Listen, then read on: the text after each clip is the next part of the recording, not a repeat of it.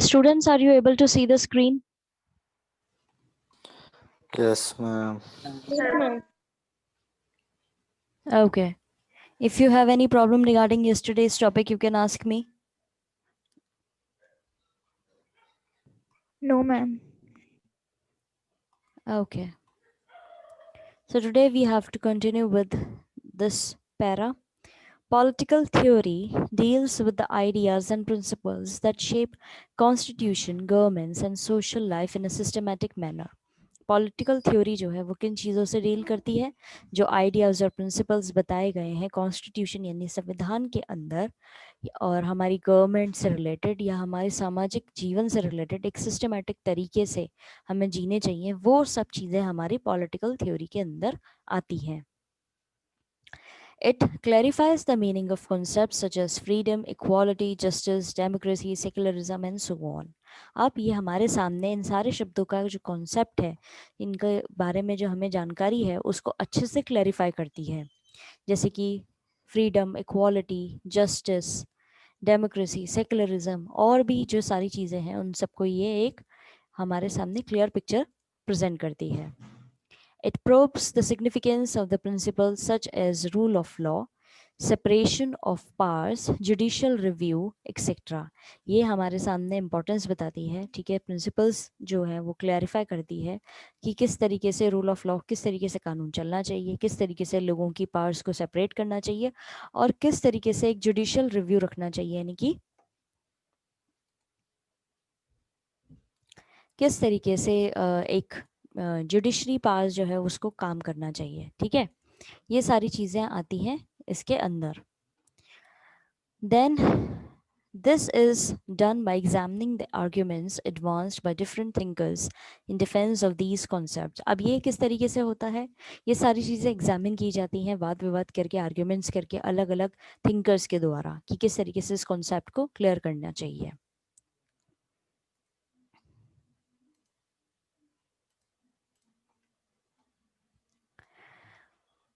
Though Rousseau or Marx or Gandhi did not become politicians, their ideas influenced generations of politicians everywhere. अब भले ही Rousseau, marks और इन्होंने जो गांधी, इन्होंने अपने बारे में अपने से रिलेटेड मतलब चीज़ों से रिलेटेड, पॉलिटिक्स से रिलेटेड चीज़ें बोली हैं, लेकिन ये क्या पॉलिटिशियंस नहीं बने.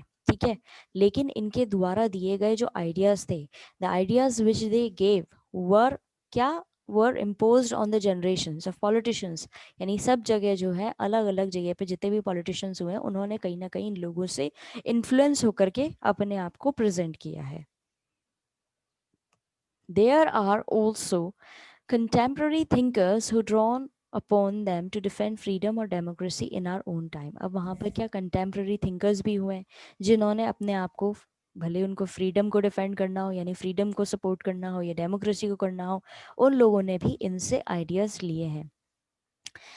अब जैसे इसको अगर आप प्रेजेंट डे सिचुएशन से कंपेयर करें इस चीज़ को, तो क्या होता है, जैसे हमारे यहाँ पे कुछ पॉलिटिकल लीडर्स, कुछ लोग हैं ऐसे जो पॉलिटिकल लीडर्स नहीं हैं, लेकिन उनके द्वारा दी गई चीज़ें जो हैं या बोली गई चीज़ें जो हैं उसको कहीं ना कहीं यूज़ किया जाता है. ठीक है, लोगों के द्वारा जो पॉलिटिक्स के अंदर एक्टिव है. ठीक है, अब जैसे हम, आपने नाम सुना होगा अन्ना हजारे करके एक व्यक्ति रहे हैं जिन्होंने काफ़ी अनशन किया है और चीज़ों को लेकर के उन्होंने अपने आप को प्रेजेंट किया है. तो उनके द्वारा जो चीज़ें बताई गई थी उसको आगे जाकर के पॉलिटिशियंस ने अपने एजेंडा के अंदर इंक्लूड करा और उसका उस पर काम करा. तो उसी तरीके से जो रूसो, मार्क्स और गांधी जो ये थिंकर्स रहे हैं, ठीक है, इनके द्वारा बोली गई जो आइडियाज़ थे या बताई गई जो थ्योरीज थी उनको पॉलिटिशियंस ने जो है यूज किया है, भले ये लोग खुद पॉलिटिशियन नहीं बने थे. Besides examining arguments, political theorists also reflect upon our current political experiences and point out trends and possibilities for the future. अब भले ही हम इन सारे चीज़ों को एग्जामिन करें, ठीक है, पॉलिटिकल थ्योरीज जो हैं वो करंट पॉलिटिकल एक्सपीरियंस को लेकर के अपनी थ्योरीज दें, ठीक है, या जो नए ट्रेंड्स आ रहे हैं उनको बताएं. इस सब से क्या होता है, एक नए फ्यूचर की एक पॉसिबिलिटी बनती है. ठीक है, सारी चीज़ों को जब तक हम एनालाइज नहीं कर लेंगे प्रॉपर अपने तरीके से और जो एक्सपर्ट्स बोल रहे हैं उनके तरीके से सारी चीज़ों का एक वाद विवाद नहीं कर लेंगे, तब तक हम एक प्रॉपर फ्यूचर प्लानिंग नहीं कर सकते। तो यहाँ पे भी वही चीज़ बताई गई है। इस पैराग्राफ के अंदर किसी को कोई दिक्कत है तो अभी पूछ सकते हैं। No ma'am. Ma'am ma'am yes. Of politics ये वाली लाइन है ना मैम, इन एक minute ma'am. Their ideas influence generation of politicians and everywhere. अब क्या हो रहा था, ये जो मैंने जैसे बताया था कल कि रूसो, मार्क्स और गांधी ने क्या क्या अपनी डेफिनेशन दी है प्रॉपर पॉलिटिक्स को लेकर के, तो आने वाले जो कई सारी पीढ़ियां हैं, ठीक है, कई सारी पीढ़ी के जो राजनेता बनेंगे या नेता बनेंगे, वो इन लोगों से इन्फ्लुएंस होकर के, यानी इन लोगों की बातों से प्रभावित होकर के चीज़ें अपनी लाइफ में करेंगे। यही चीज़ यहाँ पे बोली गई है इस लाइन में।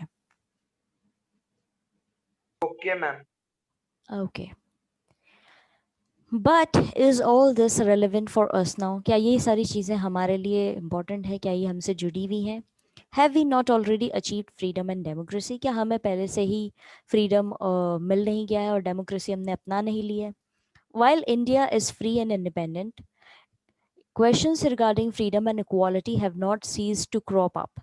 अब भले इंडिया जो है फ्री हो गया है, इंडिपेंडेंट हो गया है, लेकिन जो क्वेश्चंस है फ्रीडम और इक्वालिटी को लेकर के वो अभी तक ख़त्म नहीं हुए हैं। This is because issues concerning freedom, equality, democracy arise in many areas of social life and they are being implemented in different sectors at different paces. अब ये सारी चीज़ें जो हैं कि फ्रीडम और इक्वालिटी को लेकर के जो क्वेश्चंस अभी भी ख़त्म नहीं हुए हैं, उसका कारण क्या है? क्योंकि कई सारे इश्यूज जो हैं हमारे अभी भी चिंता का विषय बने हुए हैं। जैसे हमारी फ्रीडम, इक्वालिटी, डेमोक्रेसी जो है कुछ एरियाज़ के अंदर, यानी सामाजिक लाइफ के अंदर अभी भी ये चीज़ें उठ रही हैं और अभी भी इनको कई सारे अलग अलग लेवल पर इनको इम्प्लीमेंट करना बचा है। अब जैसे इस चीज़ को लेकर के आपको मैं एक एग्जाम्पल देना चाहूँगी। ये जो लाइन यहाँ पे बोली गई है इसके एक करंट सिचुएशन से एग्जाम्पल ये है कि अभी भी कहीं कहीं जगहों पर इक्वालिटी, यानी कि इक्वली ट्रीट नहीं किया जाता है मेन और विमेन को, उनको प्रॉपर पे जो है वो नहीं दिया जाता है। कुछ सेक्टर्स अभी भी ऐसे हैं जहाँ पर विमेन को इतनी इम्पोर्टेंस नहीं मिली है, भले ही वो अच्छे लेवल पे काम कर रही हो, पर उनको मेन के अकॉर्डिंग यानी इक्वली उनको काम नहीं मतलब पे नहीं किया जाता है। तो ये तो हो गया इक्वालिटी। अब क्या है फ्रीडम? फ्रीडम को लेकर के अगर देखा जाए अभी प्रेजेंट सिचुएशन से हम कंपेयर करें तो ये फ्रीडम जो है वो इस तरीके से है कि हमारा देश तो आज़ाद हो गया है और यहाँ पर हमने डेमोक्रेसी भी अपना ली है, लेकिन फ्रीडम हमें अभी भी कई लेवल पे नहीं मिला है। जैसे कि सेफ्टी और सिक्योरिटी के हिसाब से देखा जाए तो हमें अभी भी रात को घूमने के लिए या रात को अगर कोई इम्पोर्टेंट या इमरजेंसी आ गई है तो भी फ्रीली हम नहीं जा सकते, फ्रीडम नहीं मिला है। एक प्रॉपर तरीके से सिक्योरिटी का कंसर्न जो है वो बना रहता है, ठीक है। और बाहर जाकर के आप जॉब्स नहीं कर सकते हो, अगर आप लड़की हो तो आपको बाहर जाके जॉब्स करने की आज़ादी नहीं रहती है क्योंकि आपके पेरेंट्स को चिंता बनी रहती है। फ्रीडम इस तरीके से तो है, लेकिन एक आपकी सिक्योरिटी का फ्रीडम जो है अभी भी नहीं मिला है, ठीक है। तो कई सारी चीज़ें हैं जो अभी भी इम्प्लीमेंट होना बाकी है, इसीलिए फ्रीडम और डेमोक्रेसी के जो क्वेश्चन हैं वो अभी भी उठते हैं। For instance, although equality may exist in the political sphere in the form of equal rights, it may not exist to the same extent in the economic or social spheres. भले ही ये जो चीज़ है इक्वालिटी को लेकर के आपको चीज़ें जो हैं मिल जाएंगी पॉलिटिकल स्फेयर में, लेकिन कई सारे और किसके फॉर्म में मिल जाएगी, यानी कि राजनीतिक जो घेरा है उसके अंदर आपको इक्वालिटी की बातें मिलेंगी और आपको दिखेंगी भी। अब वो किसके फॉर्म में दिखेगी कि हाँ सबको इक्वल राइट्स मिलने चाहिए, लेकिन यही चीज़ जो है सोशल स्फीयर यानी समाज के अंदर देखा जाए या आर्थिक तरीके से देखा जाए तो वो अभी भी क्या एग्जिस्ट नहीं करती है, ठीक है। वो वाकई में नहीं है, वो सिर्फ एक पॉलिटिकल स्फीयर में ही है। हालांकि इसको अगर आप आज के उससे कनेक्ट करके देखें तो ये चीज़ आपको देखने को मिलेगी कि कई सारी राजनेता भी अभी तक हुई हैं, ठीक है, लेडी लीडर्स भी रही हैं जो पॉलिटिक्स के अंदर इंक्लूडेड हैं, लेकिन अगर आप ध्यान से देखें तो there is a vast number of male politicians rather than female politicians, आप देखेंगे तो आपको ज़्यादा अमाउंट में तो मेल पॉलिटिशियंस ही दिखेंगे, ठीक है। इक्वल राइट्स मिल रहे हैं लेकिन फिर भी प्रॉपर उनको स्टैंड नहीं मिला है। अब ये तो रही यहाँ की बात। अब एक सामाजिक तौर पे देखा जाए तो समाज के अंदर भी आपको ये चीज़ देखने को मिलेगी। अब जैसे एक स्टॉक मार्केट के बारे में अगर आपने सुना हो तो उसके अंदर जो ब्रोकर्स होते हैं या जो लोग काम करते हैं उसके अंदर भी आपको मेल डोमिनेंस दिखेगा, यानी कि मेल्स जो है वो ज़्यादा इन्वॉल्व रहते हैं और फीमेल्स जो है उनको कम इस चीज़ की वो मिलती है परमिशन कि वो आगे जा कर के इस चीज़ में कर सकें। इसका एक और एग्जांपल है कि रिसेंटली हमारे यहाँ पर पहली एयरफोर्स कमांडर रही हैं और अभी इतने साल हमारे देश को आज़ाद हुए हुए हो गए हैं और इतने साल से हम डेमोक्रेसी को अपनाए हुए हैं, लेकिन फिर भी कुछ स्फीयर्स ऐसे हैं जहाँ पर अभी भी इक्वालिटी नहीं मिली है। तो यही चीज़ें यहाँ पे बोली गई हैं। People may enjoy equal political rights but still be discriminated against socially because of their caste or poverty. लोगों को भले ही political rights तो मिल जाते हैं, ठीक है, इक्वल पॉलिटिकल राइट्स तो मिल जाते हैं, लेकिन फिर भी उनके साथ में भेदभाव होता है उनकी कास्ट को लेकर के और उनकी पोवर्टी यानी गरीबी को लेकर के। कहाँ पे होता है? समाज में होता है।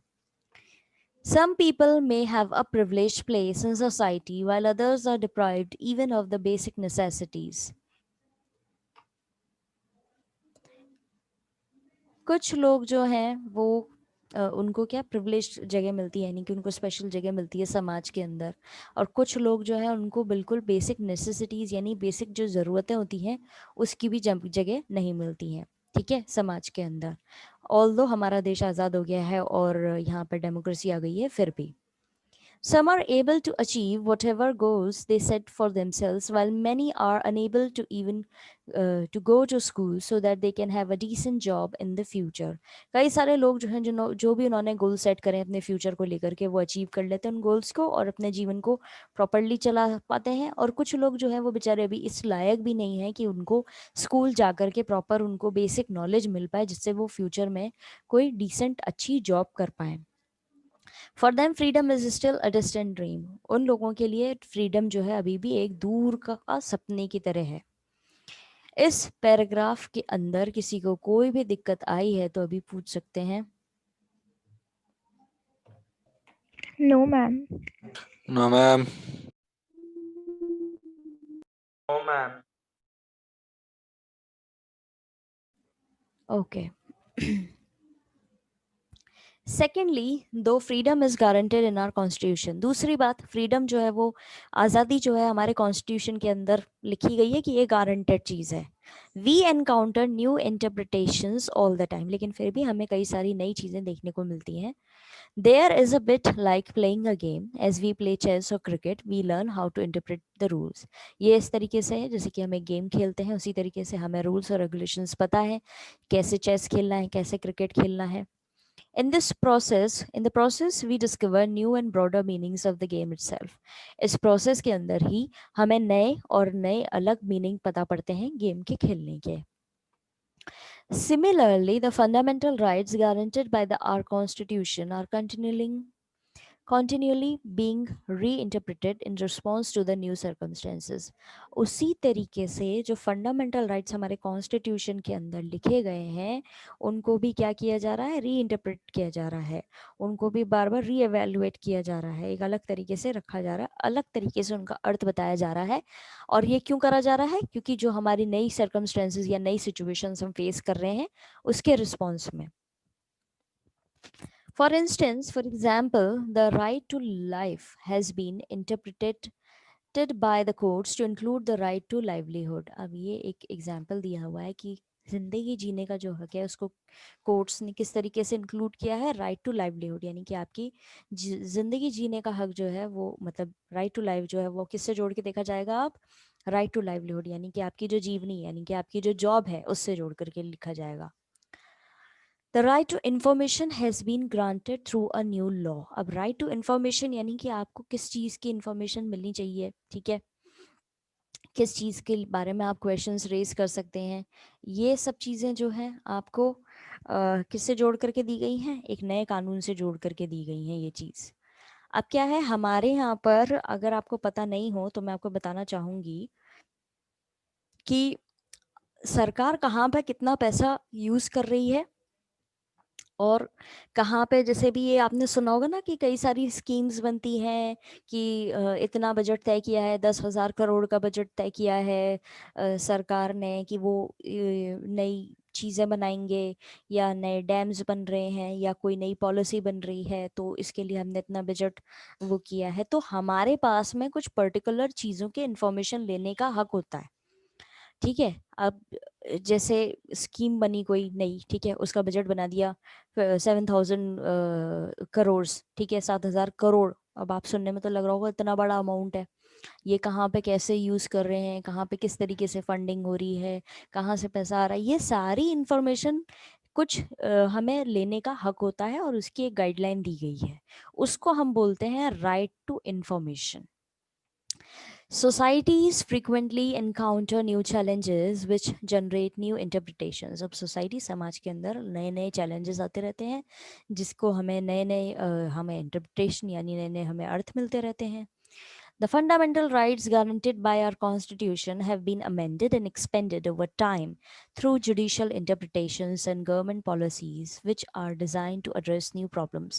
Fundamental rights जो है वो हमें गारंटी करते हैं, हमारी कॉन्स्टिट्यूशन हमें गारंटी देता है कि आपके समय के अनुसार अमेंडमेंट लाए जाएंगे, चेंजेस लाए जाएंगे, एक्सपेंड किया जाएगा आपके चीज़ों को, ठीक है, और गवर्नमेंट की पॉलिसीज़ जो है इस तरीके से बनाई जाएंगी कि हमारे जो भी सामने नई प्रॉब्लम्स आई हैं उसको हम डील कर सकें। ये इस चीज़ के इस पैराग्राफ के अंदर समझाया गया है। फ्रीडम जो मिला है हमें कॉन्स्टिट्यूशन के द्वारा, उसके अंदर ये अलग अलग चीज़ें किस तरीके से इम्प्रोवाइज की गई हैं। इस पैराग्राफ के अंदर किसी को भी कोई दिक्कत है तो अभी पूछ सकते हैं।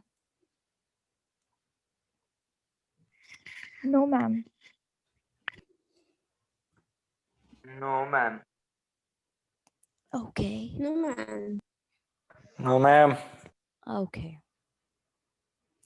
Thirdly, as our world changes, we may discover new dimensions of freedom. अब तीसरी जो चीज़ है वो ये है कि जैसे जैसे हम अपने आसपास की दुनिया को डिस्कवर करते हैं, अलग अलग हमारे सामने मायने खड़े होते हैं फ्रीडम को लेकर के, ठीक है, as well as new threats to the freedom, और उसी तरीके से नए नए खतरे जो हैं वो भी हमें देखने को मिलते हैं हमारी आज़ादी को लेकर के। अब जैसे कि रीसेंट टाइम्स इसको आप जोड़ के देखो तो किसी ने सोचा था कि क्या एक चाइना के द्वारा एक बीमारी इस तरह की वो भी क्या की जाएगी, बनाई जाएगी, इन्वेंट करी है उसने ये बीमारी, उसके जर्म्स इन्वेंट करे हैं, प्रॉपर एक लैब सेटअप कर रखी है जिसमें इस तरह की बीमारियां बनाई जा रही हैं। अब उस अब हो गया ये भी एक आज़ादी को खतरा, अब सब अपने घर में केज्ड है एक तरीके से, आप कहीं यहाँ बाहर आ जा नहीं सकते because it is not safe for you all, ठीक है, ये सेफ नहीं है। और ये कहीं ना कहीं आपकी जो नॉर्मल रूटीन लाइफ चल रही थी, जो नॉर्मल सी थी आपकी लाइफ में, उसके लिए भी एक खतरा हो गया। तो क्या है, हमारी लाइफ जैसे जैसे बदलता रहता है, हमारी दुनिया जैसे चेंज होती रहती है, हम नए डायमेंशंस देखते हैं फ्रीडम के, नए मायने देखते हैं और नए खतरे भी हमारे सामने आते जाते हैं आज़ादी को लेकर के।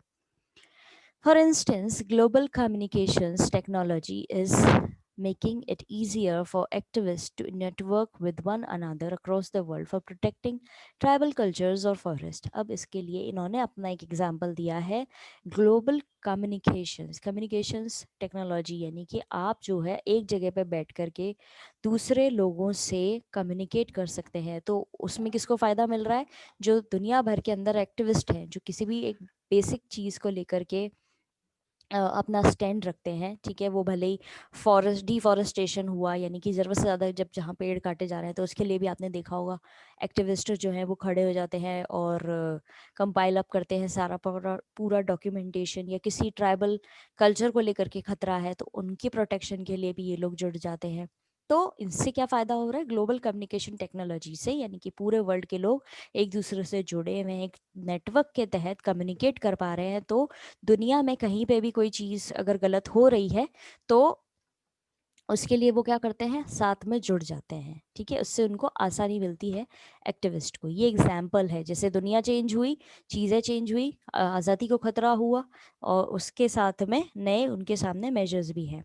अब इस चीज़ को अगर आप समझना चाहें तो आप करंट एग्जाम्पल ले सकते हैं, जैसे कि अभी रिसेंटली अमेरिका के अंदर एक रेसिज्म जो है वो बहुत ज़्यादा फैला, ठीक है, और ब्लैक लाइव्स मैटर करके उन्होंने शुरू करा अपना एक कैंपेन, ठीक है, जिसमें वो अफ्रीकन अमेरिकन्स जो हैं उनको सपोर्ट कर रहे हैं। अब ये चीज़ जो है पूरे ऑल ओवर वर्ल्ड में फैली, सबको पता पड़ी, सबने अपनी अपनी तरफ से सपोर्ट देने की कोशिश करी, सबने अपनी अपनी तरफ से उनको आगे जा कर के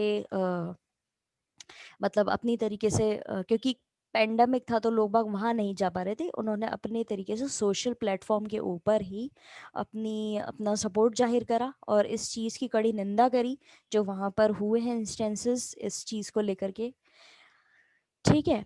तो ये एक एग्जाम्पल है हमारा ग्लोबल कम्युनिकेशन टेक्नोलॉजी का, ठीक है।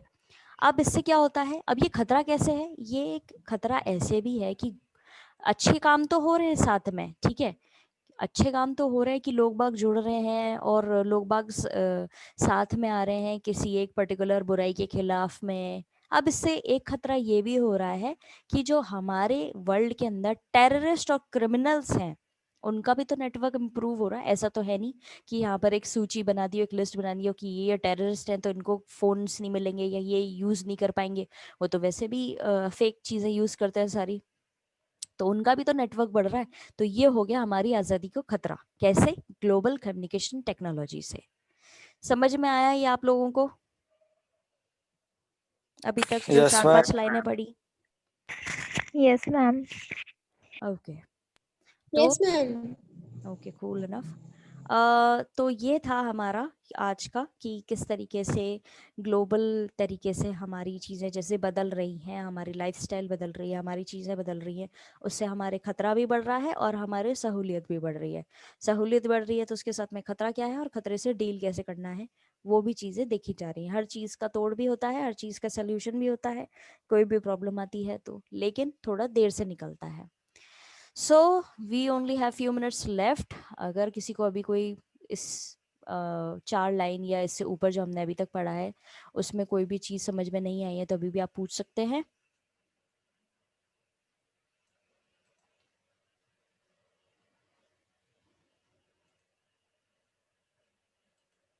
मैम क्रिमिनल्स टू नेटवर्क का मतलब? क्रिमिनल्स जो होते हैं, क्राइम करने वाले, उनका नेटवर्क भी तो बढ़ रहा है, उनके पास भी तो फ़ोन की सुविधा है कि वो प्रॉपरली फ़ोन का यूज़ करके कहाँ पे क्राइम करना है, कहाँ पे चीज़ें उनको गलत करनी है, वो फ़ोन यूज़ करके बता देते हैं आपस में और अपनी पूरी प्रॉपर प्लानिंग और ऑर्गेनाइज तरीके से अपना क्राइम कर लेते हैं। Okay, ma'am.